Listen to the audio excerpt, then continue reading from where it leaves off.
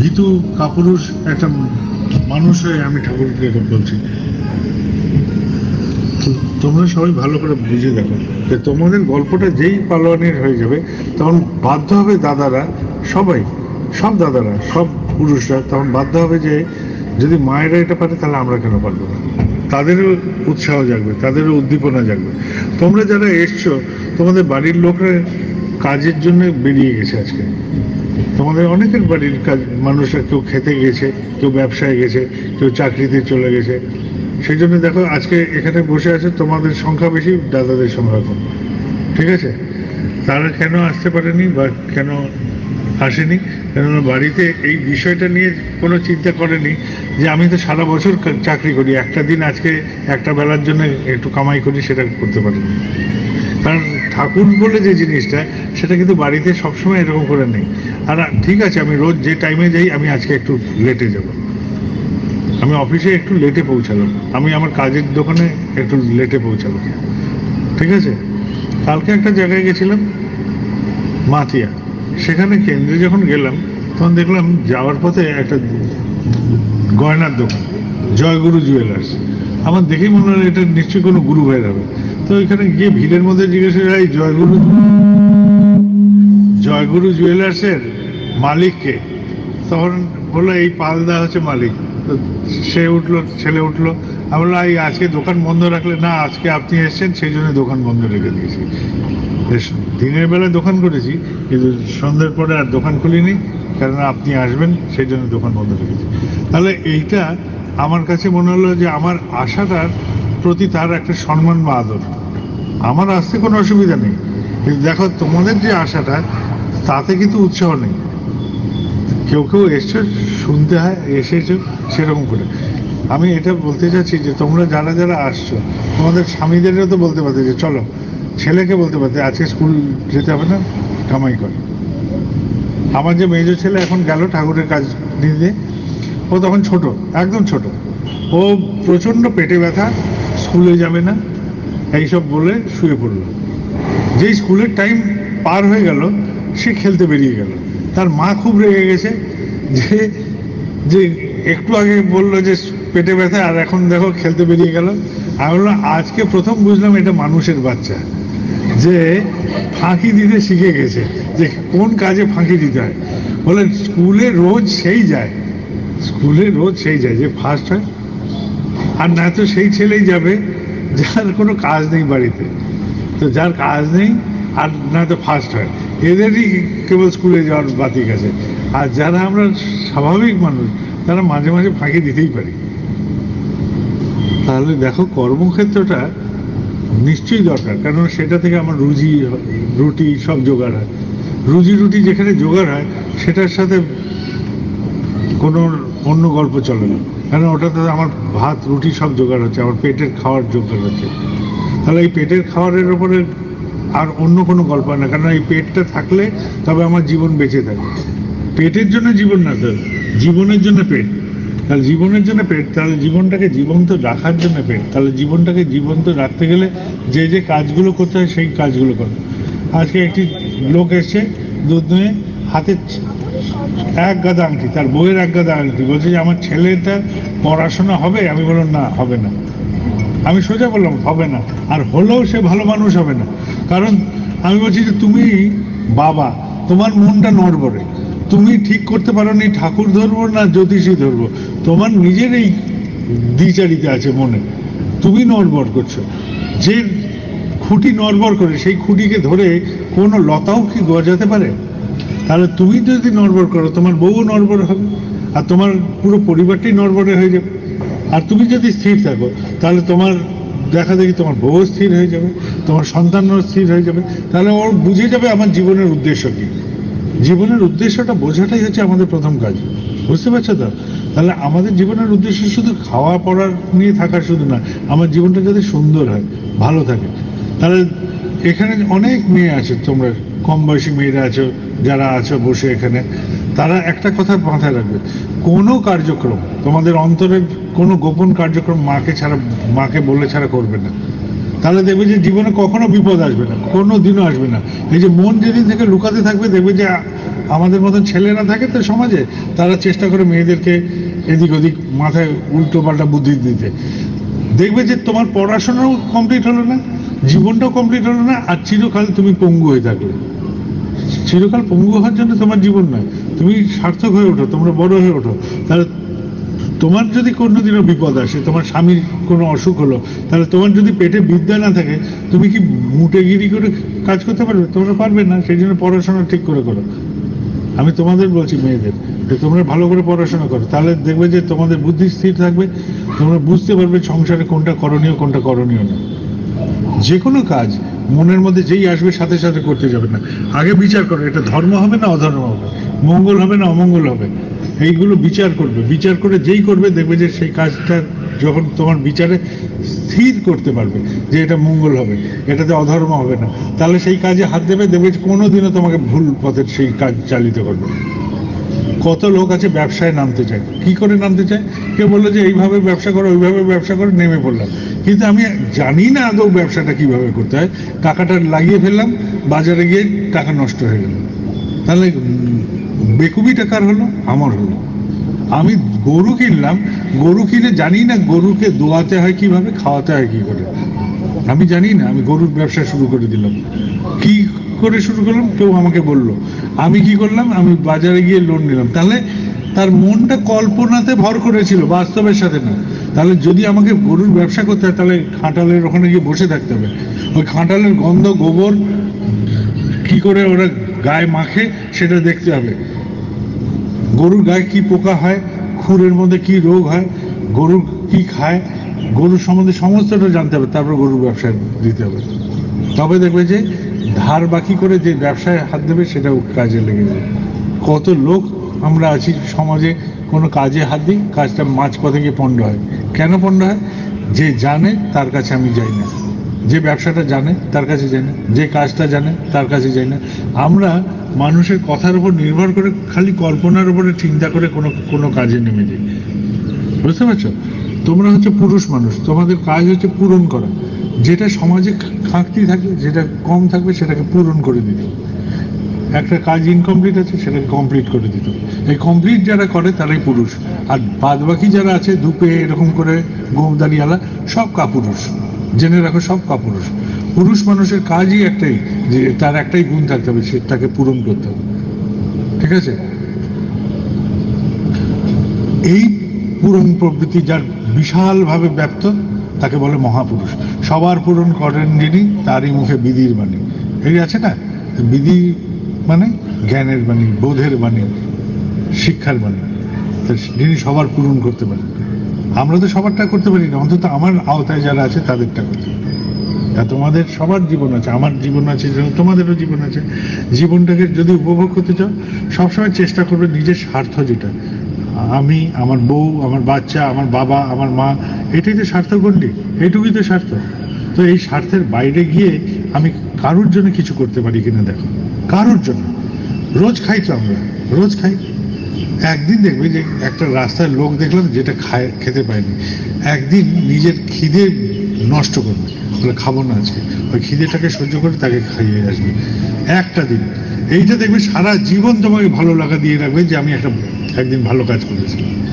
এই যে জামা কাপড়, আমাদের কাছে অঢেল জামা কাপড় থাকে, কোনোদিনও দেখবে যে ওই জামা কাপড়গুলো কেচে ধুয়ে পরিষ্কার করে রাখবে, যেগুলো পুরনো বাতিল করতে চেয়েছো, যেগুলো পরো না তোমরা, সেগুলো যত্ন করে রাখো। রাস্তায় যদি দেখো যে সত্যিকারের সেরকম কোনো গরিব মানুষ আছে, সেরকম চলতে পারে না, তাদেরকে বলবো এটা নাও, আর হাত জোর করে বিনীতভাবে, বিনম্রভাবে বলো এটা তোমরা নিলে আমি খুশি হব। ঠিক আছে? আমি একবার ট্রেনে সফর করছিলাম, তো আমি আসছি শুনে কেউ খাবারের 2টো প্যাকেট পাঠিয়েছে। আমার সাথে অনেক লোকজন ছিল, তা আমি ওই খাবারের প্যাকেট যেটা আছে সেটা আমার সাথী যারা ছিল তাদের বললাম নিয়ে রাখ, আমাকে একবার দেখে নে ভাই, আমি তো চলে যাব। মোবাইলে সবার কাছে ছবি পাবি, এখন চোখ আর আমি একাকার আর সবসময় হবো না, তাহলে এটাকে নষ্ট করিস না। তো আমি বললাম খাবারটা নিয়ে নে। খাবারটা নিয়ে নেওয়ার পরে বললো যে এটাতে ভাত আছে। আমি তো যেখানে সেখানে ভাত খাই না, ভাত আছে। আমি বললাম নিয়ে নাও। নিয়ে তারপর বললাম ট্রেন থেকে নামবে বড়দা, গুজরাট, ওইখানে ছিলাম তখন স্টেশন, গাড়ি ট্রেনে দাঁড়িয়েছিল, আমার ছেলেরাও ছিল আমার সাথে, আর সাথে অনেক ছিল লোকজন। আমি বললাম ট্রেন থেকে নামলে অন্ধকারের মধ্যে দুজন লোক পাবে, তাদের দিয়ে দেবো, আর বলবে সৎসঙ্গের আচার্যদেব বাবার কথা বলবে, তার ছেলে যাচ্ছে, আজ থেকে 7-8 বছর আগের লোক, তাকে দিয়ে দেবে। তো ওরা নেমে আলোর মধ্যে খুঁজেছে, দেখছে কাউকে পায়নি, তারপর এসে বলছে কাউকে পেলাম না। আমি বললাম যে আমি তো আলোতে বলিনি, আমি বলছি অন্ধকারে, আমি ট্রেনের মধ্যেই বসে আছি, বললো অন্ধকারে। তারপরে যেই অন্ধকারে গেছে দেখছে যে দুটো লোক নড়ছে, সেই দুটো লোককে গিয়ে বলছে যে এরকম করে, এরকম আপনারা নেবেন, হাত জোর করে বলতে বলছে। ওরা একদম লুফে নিল, বলে সারাদিন আমরা খাইনি, সারাদিন ধরে খাইনি। আমাদের ট্রাক নিয়ে যাচ্ছিলাম, ট্রাক খারাপ হয়েছে, আর যেটুকু পয়সা ছিল সেটুকু দিয়ে সারানোর চেষ্টা করেছি সারা ট্রেন। তাই মালিককে ফোন করাতে মালিক বলল ট্রেনে করে এসে পয়সা নিয়ে যেতে। তখন তো এরকম ব্যাংকিং সিস্টেম ছিল না যে সবার অ্যাকাউন্ট আছে, নরেন্দ্র মোদী আসার পরে তো সবার জন্য অ্যাকাউন্ট খুলেছে, তখন তো এরকম ছিল না।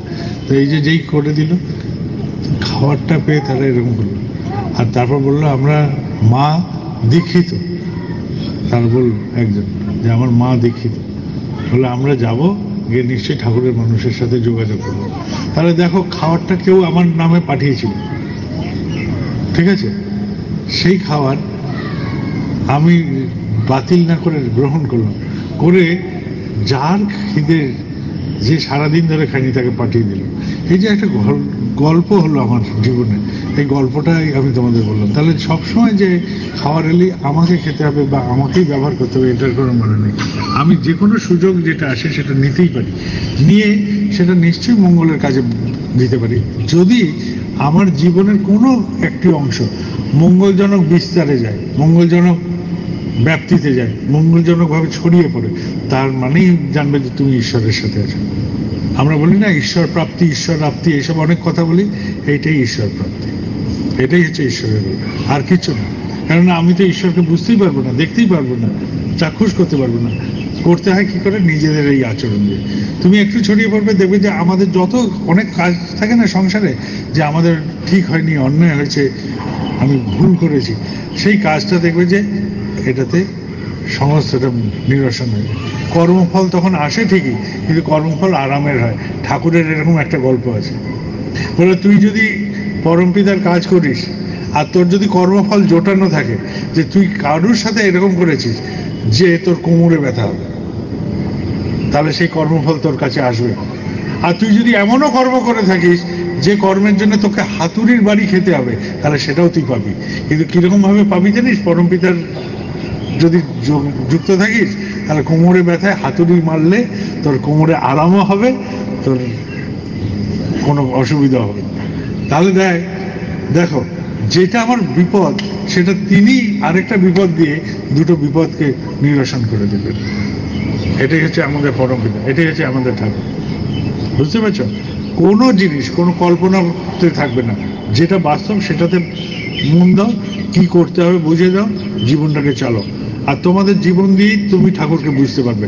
এই যে জ্যোতিষীর কাছে যাচ্ছে, দৌড়াচ্ছে, আমার আংটি দেখে অনেকে জিজ্ঞেস করে এই আপনিও তো আংটি পরেন, বলে এটা কিন্তু আমার আংটি না, এটা আমার বউ আমাকে দিয়েছিল বিয়ের পরে, তো এটা আমার কাছে তাজমহল, ঠিক আছে। আমি এসব পড়তে পারি না, তো আমার ঘড়ি আংটি এসব আমার পড়া আসে না। তো বরদা বলতে না তুই ঘড়ি পড়িস না, তো আমার বাবা ঘড়ি দিয়েছিলেন, সেই ঘড়ি আমার পড়া, তার সেই থেকে আমার ঘড়ি পড়ে না, তো ঘড়ি পড়া হয় না।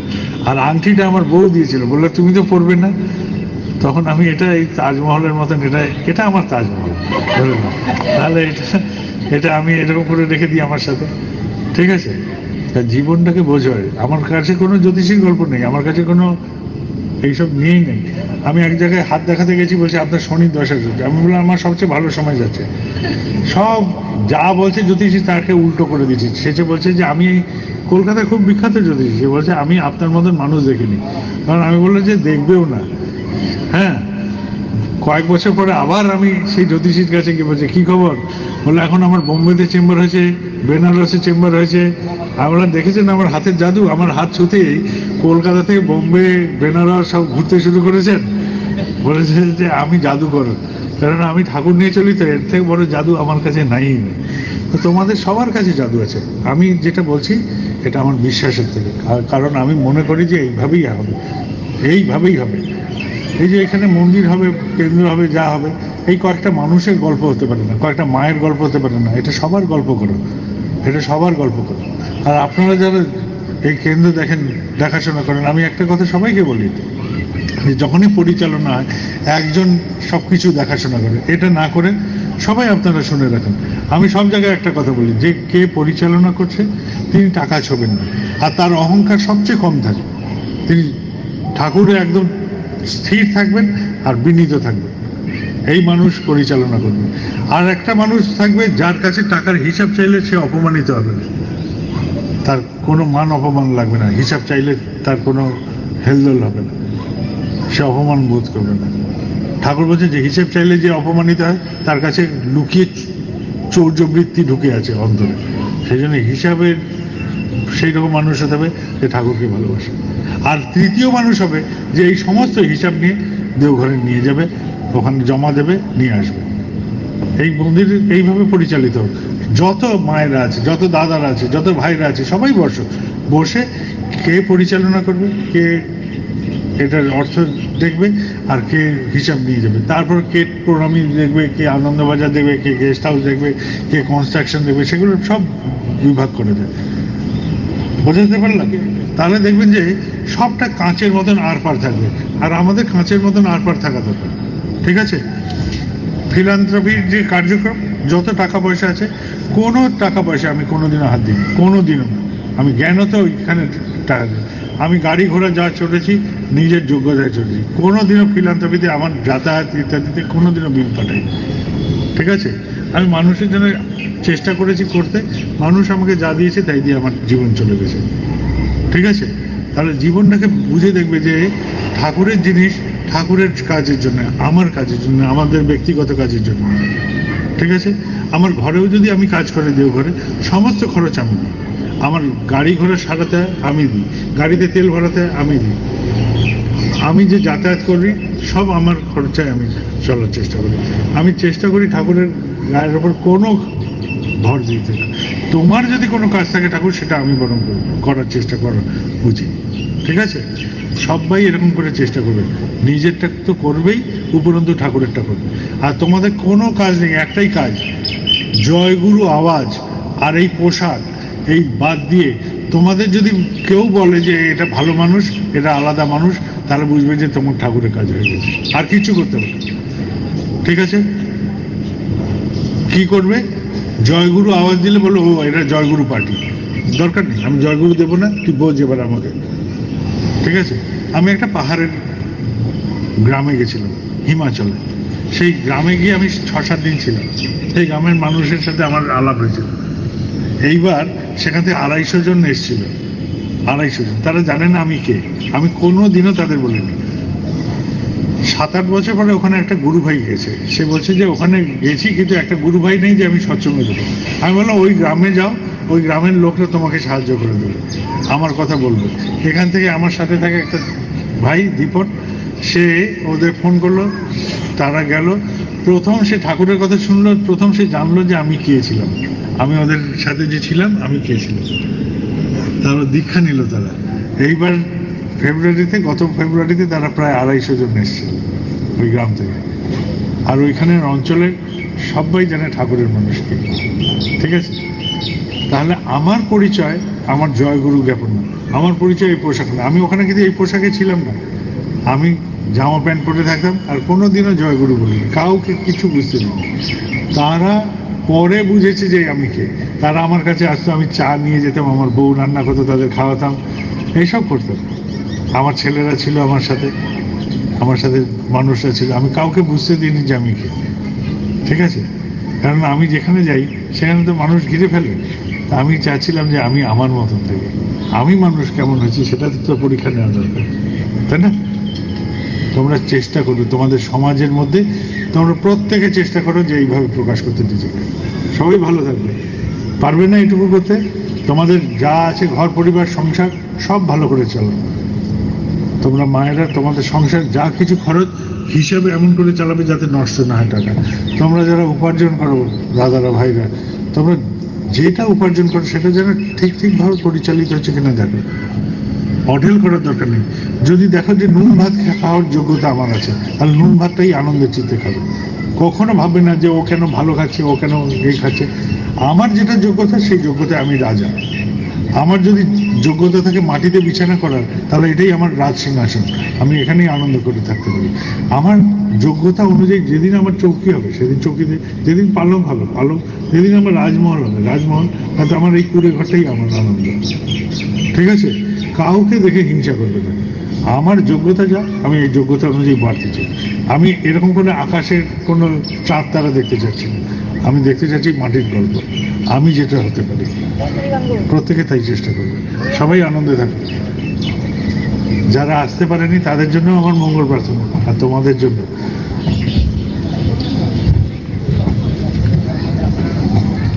কখনো রোগ হতে পারে, বাড়িতে বিপদ আসতে পারে, ঠিক আছে, রোগ বিপদ কত রকম কিছু আসে না, ঠিক আছে। এই রোগ বিপদে, রোগের চিন্তা করো না, বিপদের না। তুমি কি করতে পারো এই রোগ হলে? আমার বাড়িতে যদি রোগ হয় তাহলে আমি কি করতে পারি, সেটাই আমার দেখতে হবে। আমি বসে থাক না, কাউকে সরাতে হবে না। আমি যখন যাবো সবাই বসে থাকলে আমি মাঝখান দিয়েই চলে যেতে পারবো। জুতোটা ওইদিকে নিয়ে যাবো, আমি বাইরে নিয়ে যা, আমি হেঁটে হেঁটেই চলে যাবো ওদের মাঝখান দিয়ে, তাহলে সবাই দেখতেও পারবে। এই যে আমি এলাম না, আমার কিন্তু আরো আগে বেরোনোর কথা। আমার এক আত্মীয় আমাদের বাড়িতে ছিল, যে বাড়িতে আত্মীয় ছিল সেই আত্মীয় হঠাৎ মারা যায়। তার সেই আত্মীয়ের দাহ অন্ত্যেষ্টির সমস্ত কার্যক্রম করে তার মেয়ে, আমার পিস্তত বলল, সে বলল সে দেওঘরেই কাজ করতে চায়, তার সমস্ত ব্যবস্থা করে আমি এলাম। তাহলে দেখো যে কর্তব্যের কোথাও খাটতি হয়নি, জীবনটা হচ্ছে কর্তব্যের গল্প।